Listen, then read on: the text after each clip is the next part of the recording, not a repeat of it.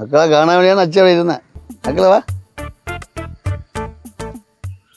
എന്തോ മക്കളെ അച്ഛനെ പേടിയാ?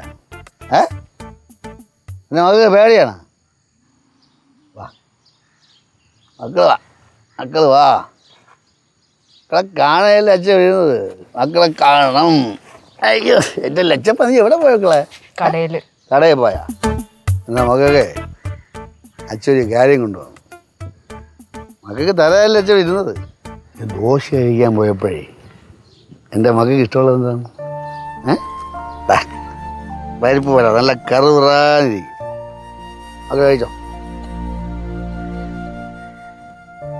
കരയാണോ? കരയാതിന് കണ്ണി കൂടെ വെള്ളം പറഞ്ഞു.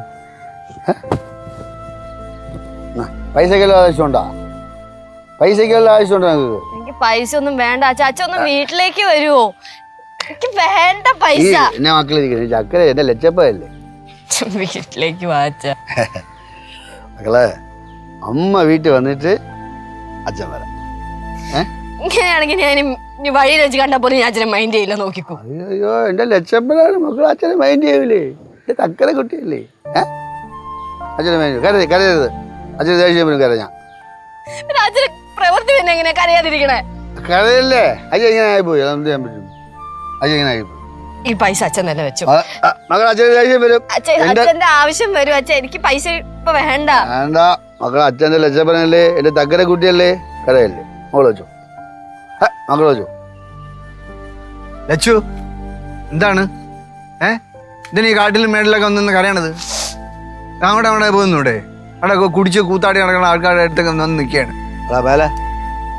വാടാ ഞാടാ. എടാ അതെ അച്ഛനാണ്. അച്ഛൻ അവളെ ഞാൻ അവളെ മാമനാണ്, കുട്ടുമാമൻ. മാമനുമില്ല ഒരു കൂമനും ഇല്ല. അവളെ അച്ഛനാണ് പറഞ്ഞത്. മക്കളെ ഇവിടെ ഇല്ലടാ. ഇത് തക്കര കൂട്ടി ഇവിടെ. അവളെ മാമനാണ് പറയണേ. മകളെ വീട്ടിൽ പോകളെ. മകൾ ഇവിടെ നില്ലേ? ചേച്ചി വീട്ടിലോട്ട് ചേച്ചി. മകള് അവര് പറഞ്ഞ കാള്. പക്ഷെ ലച്ചോ അച്ഛൻ പറഞ്ഞ കേട്ടില്ലേ? എന്തിനാളിയാ ഈ പ്രായമായ പിള്ളേരൊക്കെ വെള്ളം ഒടിച്ചുകൊണ്ട് വഴി നിർത്തി അപമാനിക്കണേ? അന്തസ്സ് വേണ്ടേ? ആകടാ അന്തസ് ഇവിടെ ഇല്ലാത്തത്.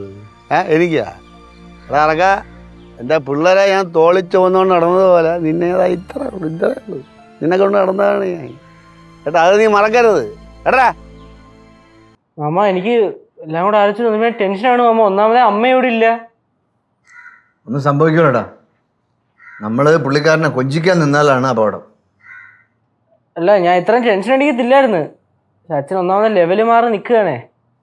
അറിയാല്ല, പ്രായമായി. നീ ഒരു കാര്യം മനസ്സിലാക്കിയോ? നിന്റെ അച്ഛന് മാത്രം വയസ്സാവില്ല. മാമോയ് ചിലപ്പോ നമ്മുടെ കയ്യിൽ നിൽക്കുമെന്ന് തോന്നല്ലോ കേട്ടാ.